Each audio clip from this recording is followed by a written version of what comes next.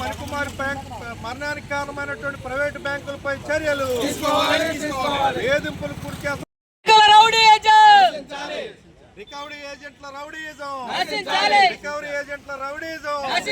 Private బ్యాంకుల rowdyism, మహిళలను వేధిస్తున్నటువంటి private బ్యాంకులపై చర్యలు, మహిళలను వేధిస్తున్నటువంటి ప్రైవేటు బ్యాంకులపై చర్యలు, మహిళలు పుస్తులు లాక్కుంటున్నటువంటి ప్రైవేటు బ్యాంకులపై చర్యలు, మహిళలు ప్రాణాలు బలుకుంటున్నటువంటి ప్రైవేటు బ్యాంకులపై చర్యలు, మహిళలు ప్రాణాలు బలుకుంటున్నటువంటి ప్రైవేటు బ్యాంకులపై చర్యలు అరికట్టాలి. ప్రైవేటు బ్యాంకుల నేను మహేంద్ర ఫైనాన్స్లో గతంలో 1 లక్ష రూపాయలు లోన్ తీసుకోవడం జరిగింది.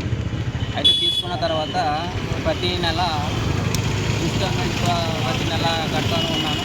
అయితే గతంలో జూన్లో వాయిదా కట్టాను.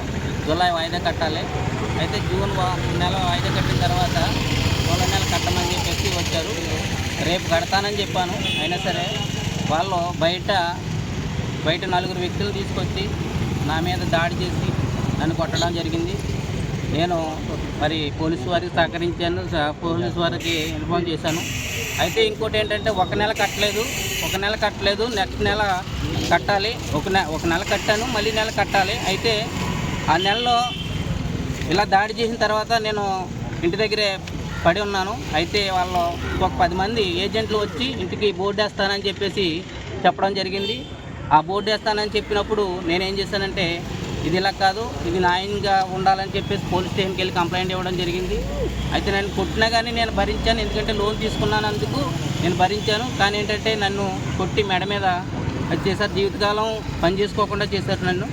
కానీ నేను కేసు పెట్టాను. నేను మళ్ళీ తిరిగి నేను కొట్టానని చెప్పేసి కేసు పెట్టారు వాళ్ళు.